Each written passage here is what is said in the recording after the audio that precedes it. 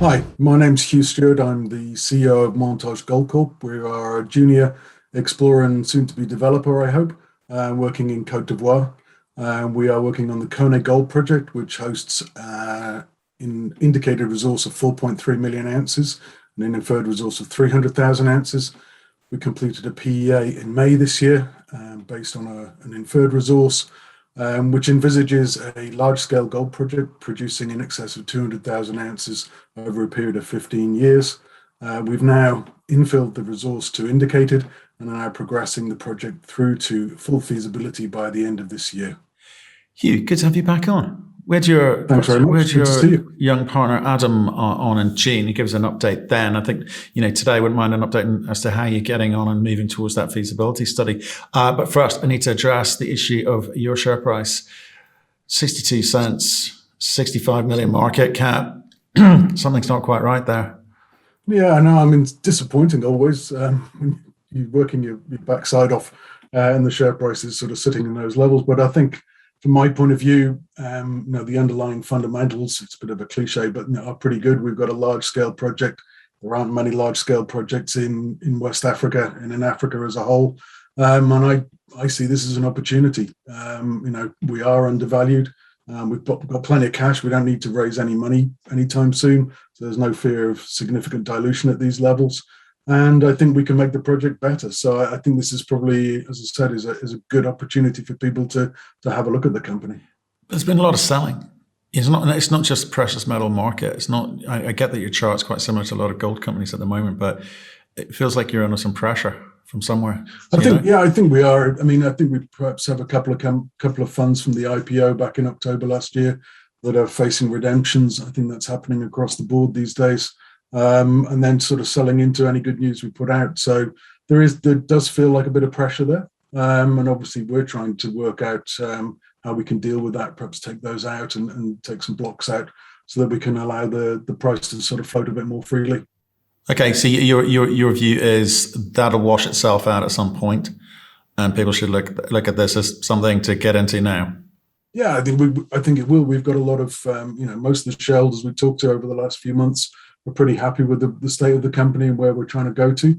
And I think it will wash out. We are seeing, I think there's not a huge amount of volume in the market for companies in this sort of bracket anyway. But I think ultimately when it does wash out, some of that interest we're seeing from other areas will start picking things up again. Okay. And I guess in a very meaningful way, you've got cash in the bank at the moment. You can do what you need to do.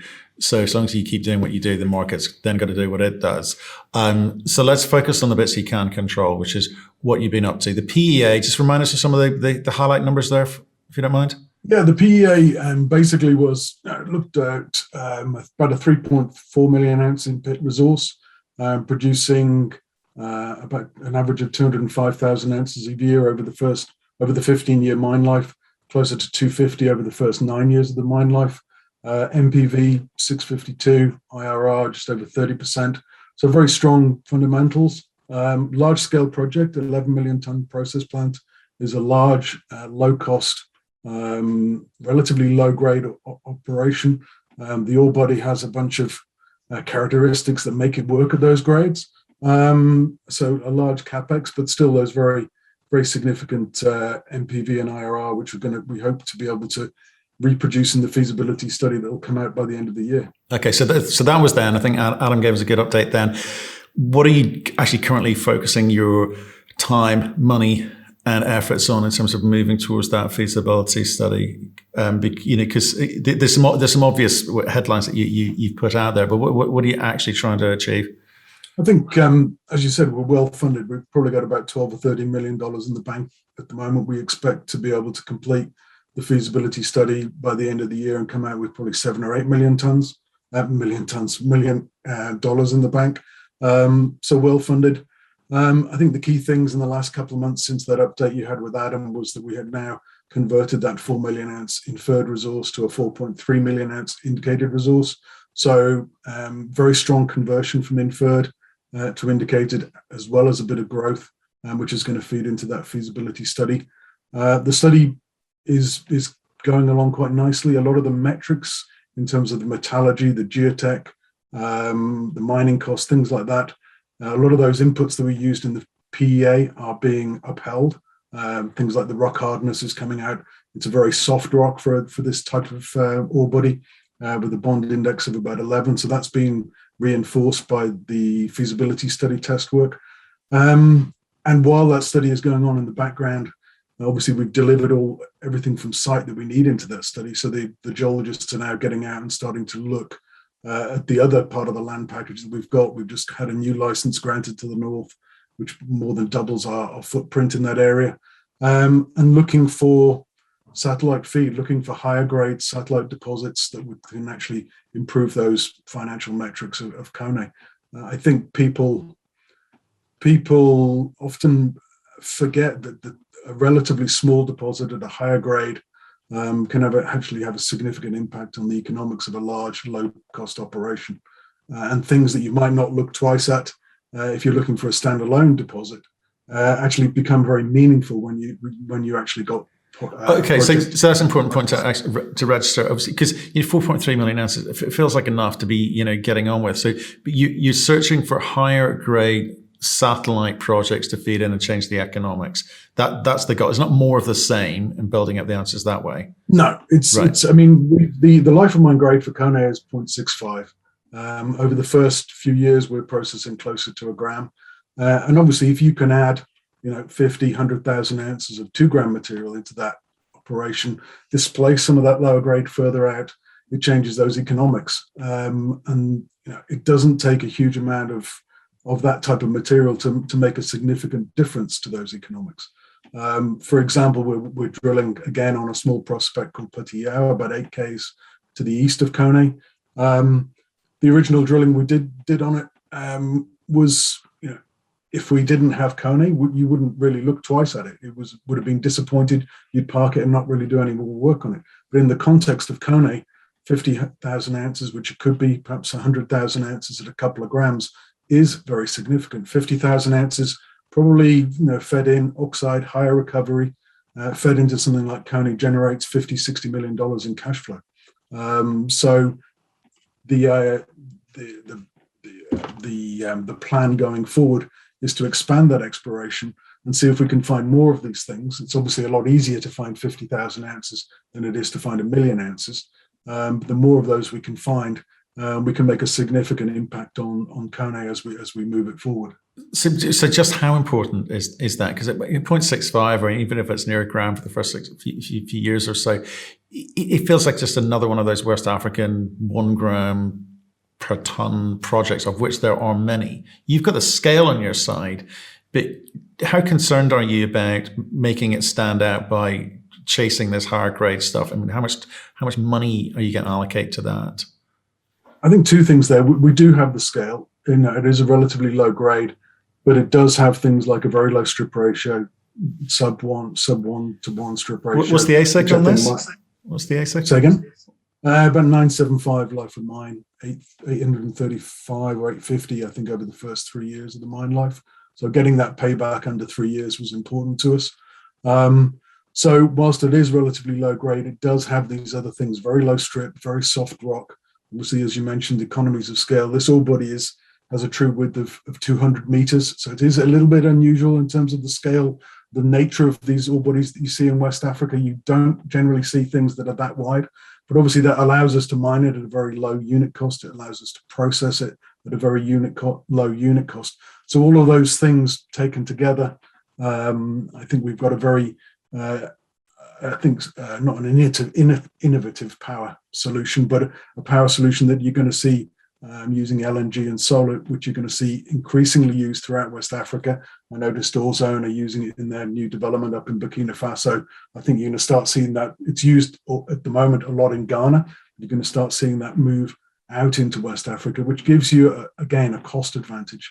So all of those things combined make Koné work. People say that grade is king, but there's an awful lot of other suitors trying to take the throne. And you need to be able to take more than the grade box to be able to turn a discovery into a mine. Well, yeah, we have that debate often. Grade is king, but also economic contained metal also works for me too. So You mentioned ozone there, right? Obviously, neighbor-ish, next door-ish, where they've got this thing. They got the financing place, and they I thought it was quite innovative. And they went local. They were able to go local, which I thought was fantastic news. So, do you think that, as you say, having companies able to get finance locally is inspirational for you, and you think, well, maybe we could do the same thing here, or are you going to have to reach out further afield, like back to North America to get this thing financed? I think it's going to be a combination of a variety of things. I think obviously smaller companies, bigger capexes, ozone, it's a tough market. You've got to think laterally. I think having finance on a local scale is fantastic, because it's feeding things back into the local economy. It's increasing that local involvement, which for countries like Burkina Faso, Cote d'Ivoire, wherever, is an important factor of developing a project. Increasing that local involvement, whether it's in terms of local services or local debt providers in this case, can only be of benefit to everybody, I think. Okay.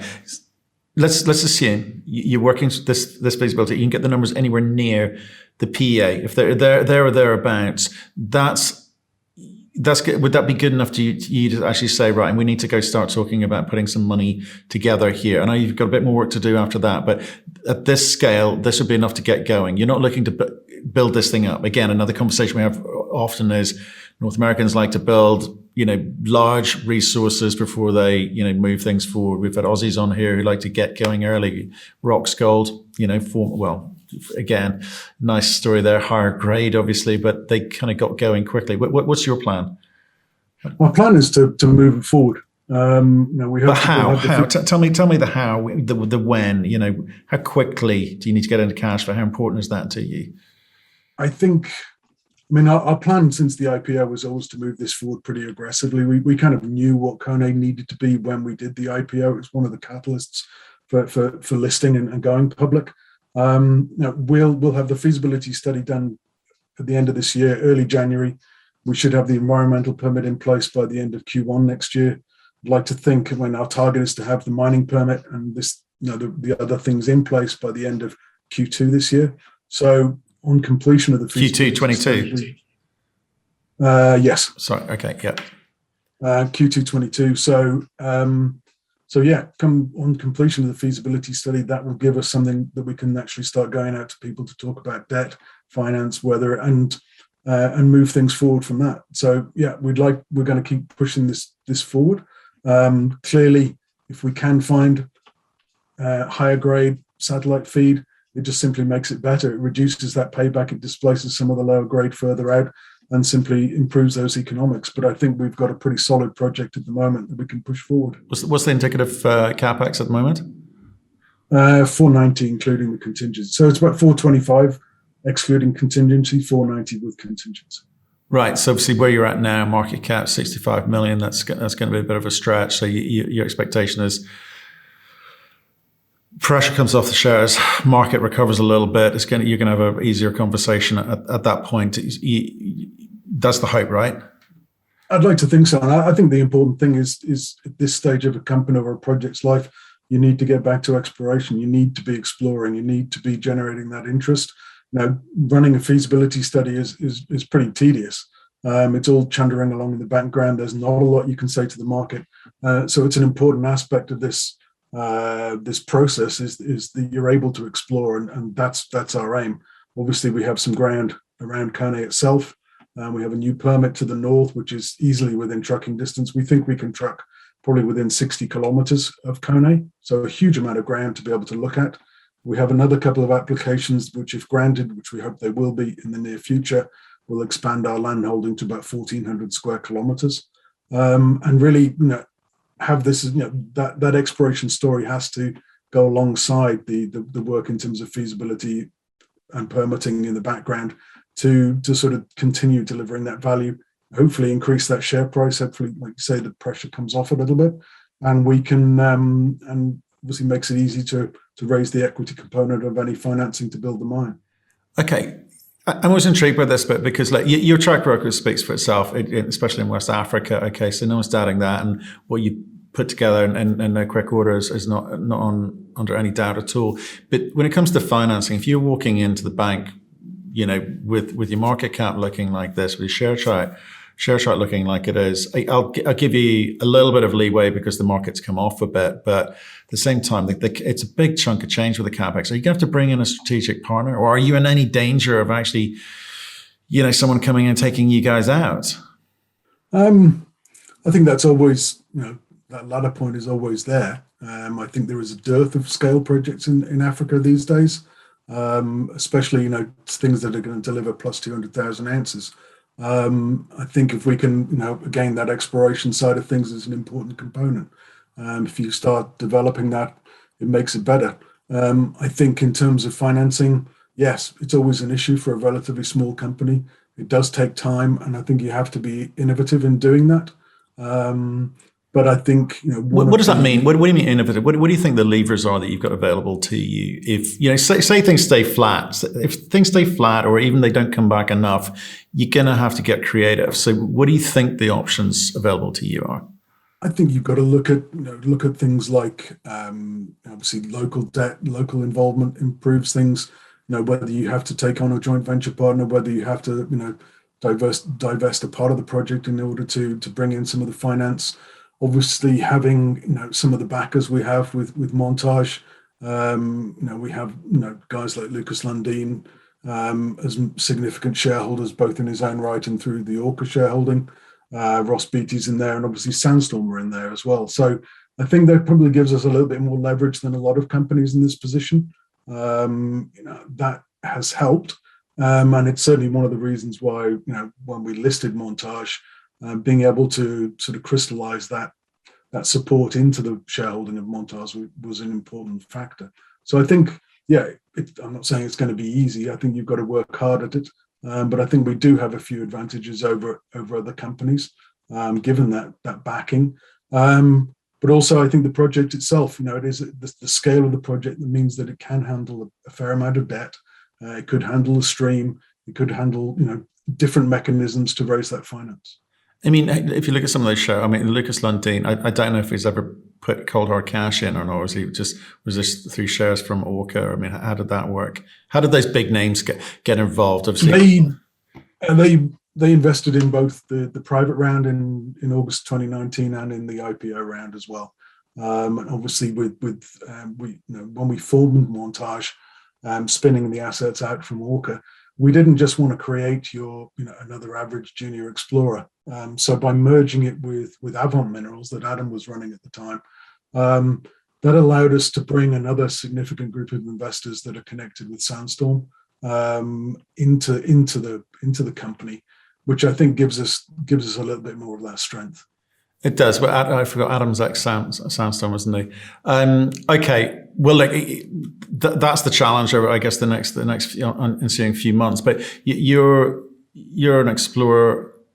You like that. I hear the satellite. That theory makes a lot of sense. It's easy to understand. Do you think you're going to have to come to a point in Christmas you go, right, okay, we'll drill, we'll try and understand between now and Christmas what we've got. We'll end the year with $7-8 million in the bank, and then we'll down tools, get the feasibility, back, and then we'll decide how we move this forward, the pace at which we move this forward, because sometimes hunkering down is a sensible strategy too. No, exactly. We've done our budgets out to the end of next year, sort of saying what ifs, so that we understand, if we did have to hunker down, we can last a long time. We're conscious of that. We're conscious of spend, especially at the moment. The market's flat, raising money. We don't see the need to raise money unless we have something very positive over the next sort of 6 to 8 months. But yeah. We could hunker down. I think the thing is to strike a balance between continuing to explore, because I think we can add significant value from that, but also being conscious of that in the background, that you're always spending money, and it's harder to replace that money in this current market. So I think as we go forward, it'll be a balancing act between the two, but it is something we pay attention to continually. Okay. And so just very quickly on the drilling, are you just drilling in and around the current resource, or you're looking a little bit further afield with these proper satellite targets that you're trying to find? At the moment, we're doing a little bit more work on this target about 8 km away. We're putting It'll just be 1,000 or 2,000 meters of RC, and we should be fine. No, nothing crazy. Okay, fine, understand. Well, look, it sounds like it's going well. We like the story.